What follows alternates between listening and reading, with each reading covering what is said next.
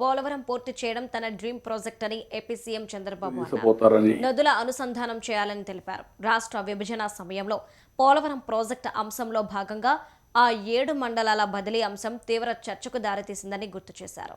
తెలంగాణలో ఉన్న ఆ 7 మండలాలను ఏపీలో కలపకపోతే ప్రమాణ స్వీకారం చేయనని ప్రధాని మోదీకి స్పష్టంగా చెప్పానని వెల్లడించారు. ఆర్డినెన్స్ ద్వారా 7 మండలాలను ఆంధ్రప్రదేశ్లో విలీనం చేయడం రాజకీయంగా, పరిపాలనా పరంగా కీలక ఘట్టమని చెప్పారు. మాట్లాడారు, రాజకీయం చేశారు. పట్టిసీమను కట్టనీయకుండా చేయడానికి విశ్వ ప్రయత్నాలు చేశారు.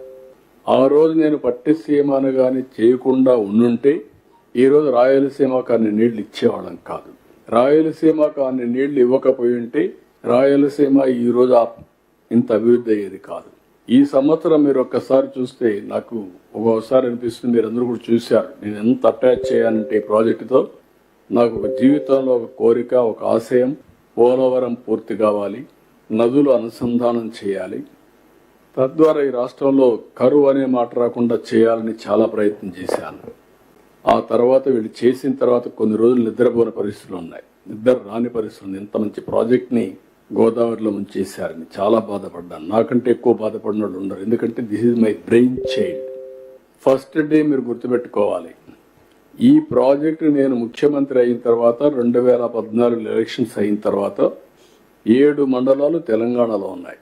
ఆ రోజు నేను ఒకే మాట చెప్పాను ప్రధానమంత్రి గారికి, రాజ్నాథ్ సింగ్, వెంకయ్యనాయుడు గారు ఉంటే ఒకటే చెప్పాను, 7 మండలాలు తెలంగాణలో ఉండి మీరు నేషనల్ ప్రాజెక్ట్ డిక్లేర్ చేస్తే ఆ 7 మండలాలు రాకపోతే ఇది ప్రాజెక్ట్ పూర్తి కాదు.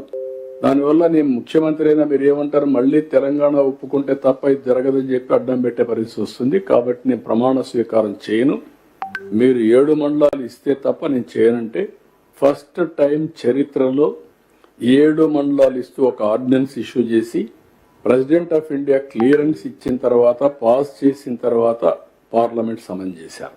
ఇంతవరకు ఎప్పుడు జరగల. ఎవరైనా ప్రధానమంత్రి ప్రమాణ స్వీకారం చేస్తానే, మంత్రుల ప్రమాణ స్వీకారం చేస్తానే పార్లమెంట్ పెట్టి ప్రమాణ స్వీకారం చేసి తర్వాత రెగ్యులర్ బిజినెస్ స్టార్ట్ చేస్తారు. ఈ ప్రాజెక్ట్ని అట్లా కాకుండా అవుట్ ఆఫ్ టర్న్ తీసుకొని చేశారు. కాబట్టి ఆ రోజు ప్రధానమంత్రి గారు చూపించిన చొరవ కానీ, బీజేపీ తీసుకున్న చొరవ వల్ల ఈరోజు ఆ ప్రాజెక్టు సాధ్యమైంది. లేకపోతే ఇంపాసిబుల్. ఈ ప్రాజెక్ట్ మళ్ళీ దీనికి సమస్యలు క్రియేట్ చేశారు. అదే మరిగా నేను రాష్ట్రంలో మీరు చూస్తే 65,000 కోట్ల రూపాయలు 5 ఏళ్లలో ఖర్చు పెట్టాం. 14-19 వీళ్ళొచ్చి 12,000 కోట్లు ఖర్చు పెట్టారు.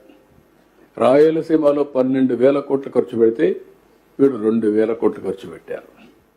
వీళ్ళు తీసుకుపోతారని మాట్లాడారు, రాజకీయం చేశారు. పట్టిసీమను కట్టనీయకుండా చేయడానికి విశ్వ ప్రయత్నాలు చేశారు. ఆ రోజు నేను పట్టిసీమను గాని చేయకుండా ఉండుంటే ఈరోజు రాయలసీమకు